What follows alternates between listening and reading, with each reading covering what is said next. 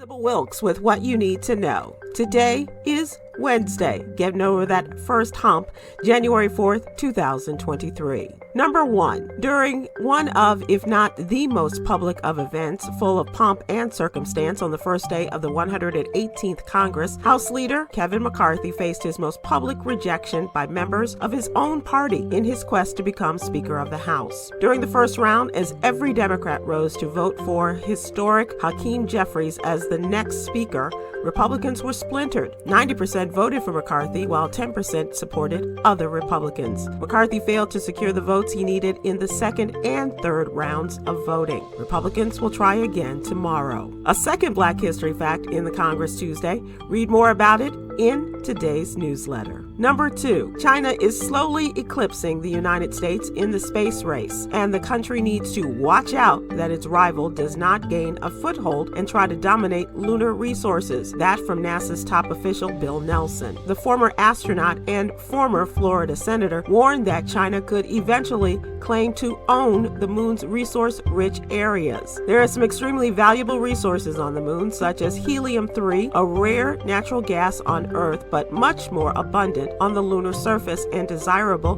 for future nuclear fusion reactors.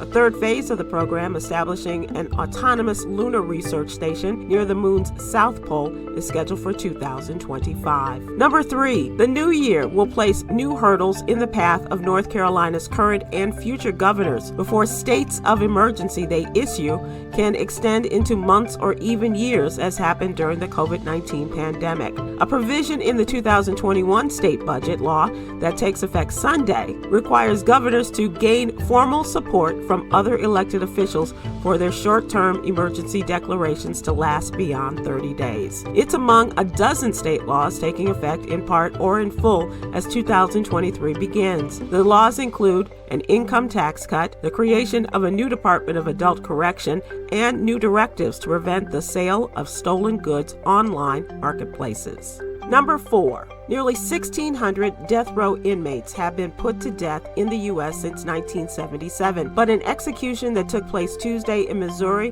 was the first of an openly transgender woman. At 6 p.m. Tuesday, the 49-year-old Amber McLaughlin died by lethal injection for a crime she committed 19 years ago as a man. She stalked a former girlfriend and stabbed her to death nearly 20 years ago. Republican Governor Mike Parson denied a clemency request. McLaughlin was tried as Scott McLaughlin and did not transition until after being sentenced to prison. Number 5, African-American woman Tiffany Foster has been missing since March 1st, 2021.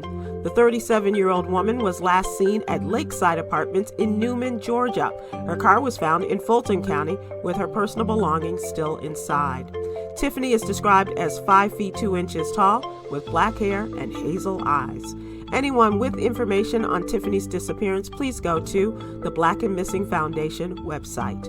Here's your daily inspiration from Yogi's Jewels. The universe will return what you give. Manifest peace. Join me today live on YouTube and Facebook at 7 p.m. Eastern, 6 p.m. Central with man of the world and executive producer of New Year's Rockin' Eve, Stephen Hill, comedian extraordinaire Myra J., and activist Quinn Townsend Riley as we discuss today's top headlines and more. To subscribe to my